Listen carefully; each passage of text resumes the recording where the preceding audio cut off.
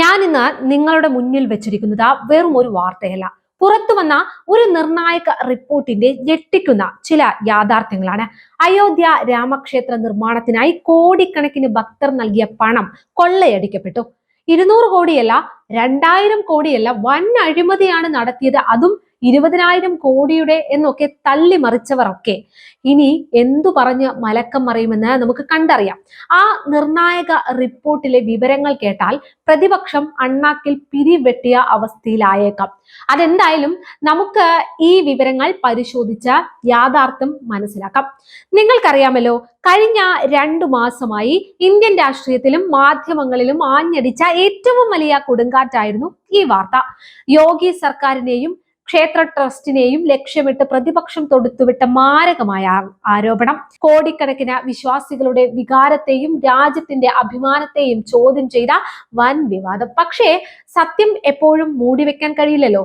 കേവലം രാഷ്ട്രീയ ലാഭത്തിനായി പന പോലെ വളർത്തിയെടുത്ത ആ വൻ അപവാദ പ്രചരണങ്ങളുടെ അടിത്തറ ഇപ്പോൾ തകർന്ന തരിപ്പണമായിരിക്കുകയാണ്. പുറത്തു വന്ന ആധികാരികമായ ആ അന്വേഷണ റിപ്പോർട്ടും ഫോറൻസിക് ഓഡിറ്റും ലോകത്തോട് വിളിച്ചു പറയുന്നത് ആ യാഥാർത്ഥ്യമാണ്. അതായത് വിശ്വാസികളുടെ ഒരു രൂപ പോലും നഷ്ടപ്പെട്ടിട്ടില്ലേ? എന്തായിരുന്നു ആ മോഷണത്തിന് പിന്നിലെ യഥാർത്ഥ സത്യം? പാർലമെന്റ് വളപ്പിൽ പോലും നാടകങ്ങൾ കളിച്ച് പ്രചരിപ്പിച്ച ആ കള്ളക്കഥയുടെ ചുരുളഴിയുമ്പോൾ ഞെട്ടിക്കുന്ന യാഥാർത്ഥ്യങ്ങളാണ് ഇപ്പോൾ പുറത്തു വരുന്നത്. കാര്യങ്ങളുടെ ഗൗരവം ഒന്ന് മനസ്സിലാക്കാൻ ഈ വീഡിയോ അവസാനം വരെ തീർച്ചയായും കാണുക.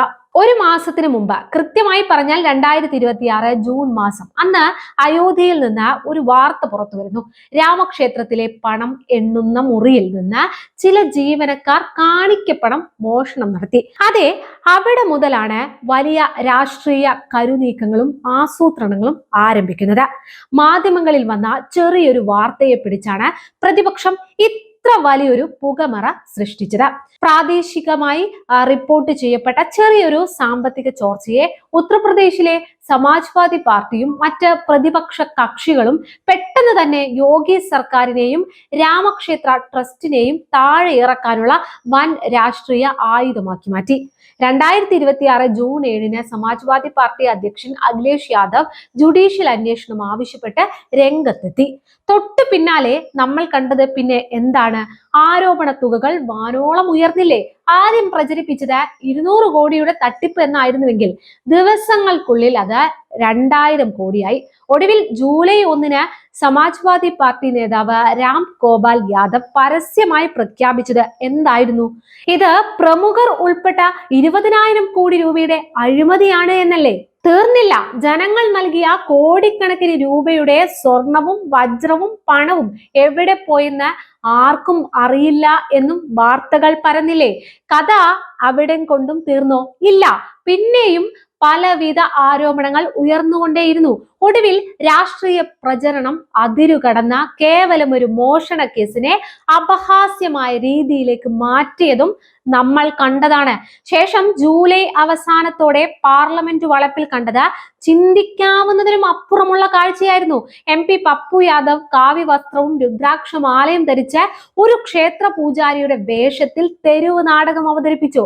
കോൺഗ്രസ് നേതാക്കളായ രാഹുൽ ഗാന്ധി, മല്ലികാർജുൻ ഖാർഗെ, പ്രിയങ്ക ഗാന്ധി എന്നിവരിൽ നിന്ന് സംഭാവന വാങ്ങി ഓടുന്ന പൂജാരി, അതായത് അയോധ്യ MP അവധേഷ് പ്രസാദ് വരെ പങ്കെടുത്ത ഈ നാടകത്തിലൂടെ അവർ ജനങ്ങളിലേക്ക് നൽകിയ സന്ദേശം അത് എന്തായിരുന്നു?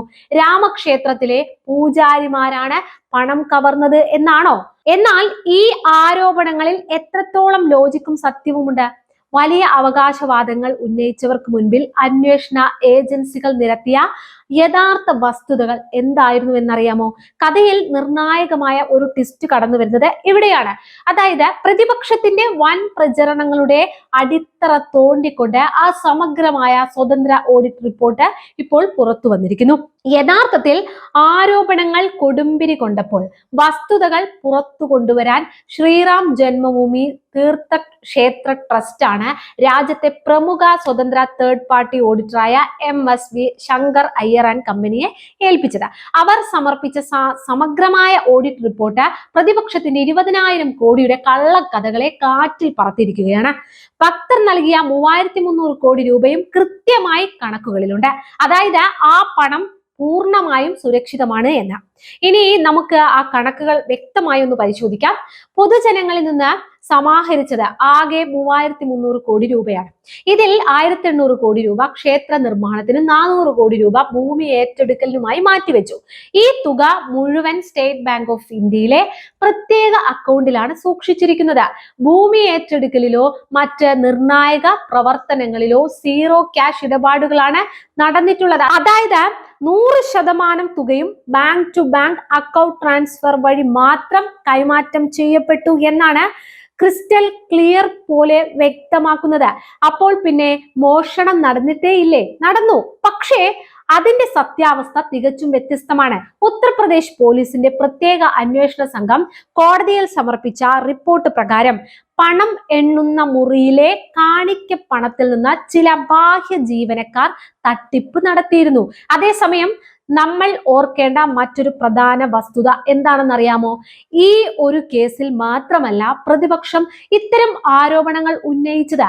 രാമക്ഷേത്ര നിർമ്മാണത്തിന്റെ ആദ്യഘട്ടത്തിലും ഭൂമി വാങ്ങലുമായി ബന്ധപ്പെട്ട നിരവധി അഴിമതി ആരോപണങ്ങൾ ഉന്നയിക്കപ്പെട്ടിരുന്നുവെങ്കിലും അന്വേഷണത്തിൽ അവയൊക്കെ വ്യാജമാണെന്ന് തെളിഞ്ഞ ചരിത്രമുണ്ട്. എന്നാൽ ഇപ്പോൾ പണം എണ്ണുന്ന മുറിയിൽ, അതായത് കൗണ്ടിംഗ് റൂം സിസ്റ്റത്തിലുണ്ടായ സുരക്ഷാ വീഴ്ച മുതലെടുത്താണ് ഈ മോഷണം നടന്നത്. സംഭവിച്ചത് എന്താണെന്ന് കൃത്യമായി പറഞ്ഞാൽ, പുറത്തു വരുന്ന റിപ്പോർട്ടുകൾ പ്രകാരം SBI വഴി കരാർ അടിസ്ഥാനത്തിൽ എത്തിയ സൈനിക് സെക്യൂരിറ്റി സർവീസസ് എന്ന സ്വകാര്യ ഏജൻസിയിലെ ജീവനക്കാരെ കൃത്യമായി ശരീര പരിശോധന നടത്താത്തതും വിവിധ ദാനപാത്രങ്ങളിൽ, അതായത് ഹുണ്ടിയിൽ നിന്നുള്ള പണം ഒന്നിച്ച് എണ്ണിയതുമാണ് പ്രധാനമായും പാളിച്ച സംഭവിച്ചതിന് കാരണമായത്.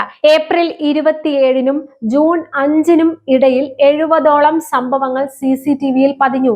SBI വഴി സ്വകാര്യ സെക്യൂരിറ്റി ഏജൻസിയായ സൈനിക് സെക്യൂരിറ്റി സർവീസസ് വഴി നിയമിക്കപ്പെട്ട ജീവനക്കാരായിരുന്നു ഇതിന് പിന്നിൽ കളിച്ചത്. അവിനാശ് ശുക്ല, അനുകൽപ് മിശ്ര, ലവ്കുഷ് മിശ്ര തുടങ്ങിയ 6 പേരെ അറസ്റ്റ് ചെയ്തു.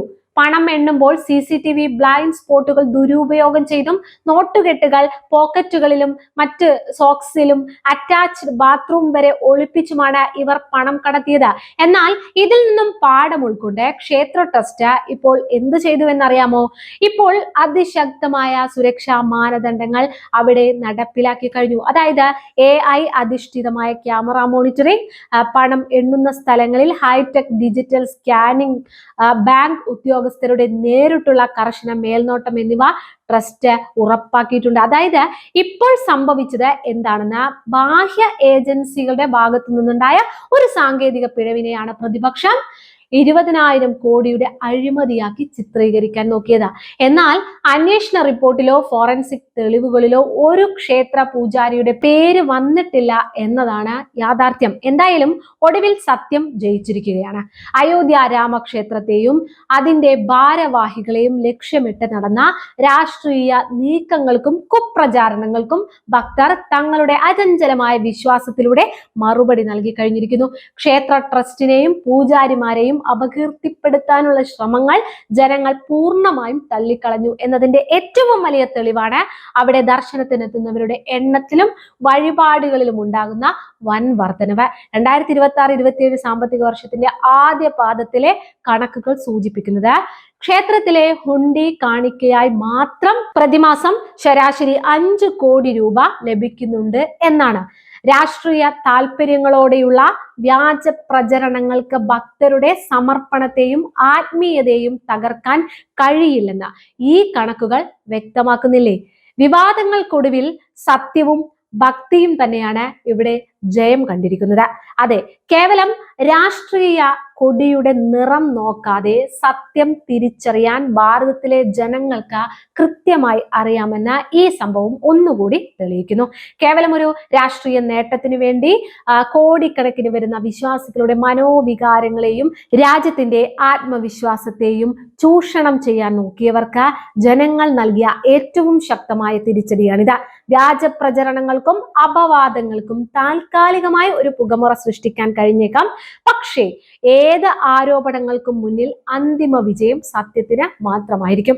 നിഷ്പക്ഷമായ സ്വതന്ത്ര ഓഡിറ്റ് റിപ്പോർട്ടിലൂടെയും ഫോറൻസിക് അന്വേഷണത്തിലൂടെയും യഥാർത്ഥ വസ്തുതകൾ ഇന്ന് സൂര്യപ്രകാശം പോലെ വ്യക്തമായിരിക്കുകയാണ്. രാഷ്ട്രീയ വിരോധത്തിന്റെ പേരിൽ പാർലമെന്റിൽ വരെ തെരുവ് നാടകങ്ങൾ അരങ്ങേറിയപ്പോഴും അയോധ്യയിലെ ഭക്തജന പ്രവാഹം ഒരു തരിമ്പ് പോലും കുറഞ്ഞില്ല എന്നത് ജനങ്ങൾ കാട്ടിയ വലിയ പക്വതയാണ്. നിങ്ങളുടെ അഭിപ്രായം എന്താണ്? പണം എണ്ണുന്നതിലുണ്ടായ ഒരു ചെറിയ സാങ്കേതിക സുരക്ഷാ വീഴ്ചയെ 20,000 കോടിയുടെ വലിയൊരു അഴിമതിയാക്കി ചിത്രീകരിച്ച പ്രതിപക്ഷത്തിന്റെ ഈ രീതിയെയും ഓഡിറ്റ് റിപ്പോർട്ടിലൂടെ പുറത്തു വന്ന സത്യത്തെയും നിങ്ങൾ എങ്ങനെയാണ് വിലയിരുത്തുന്നത്? നിങ്ങളുടെ അഭിപ്രായങ്ങൾ അതെന്ത് തന്നെയായാലും താഴെ കമന്റ് ബോക്സിൽ കുറിക്കൂ.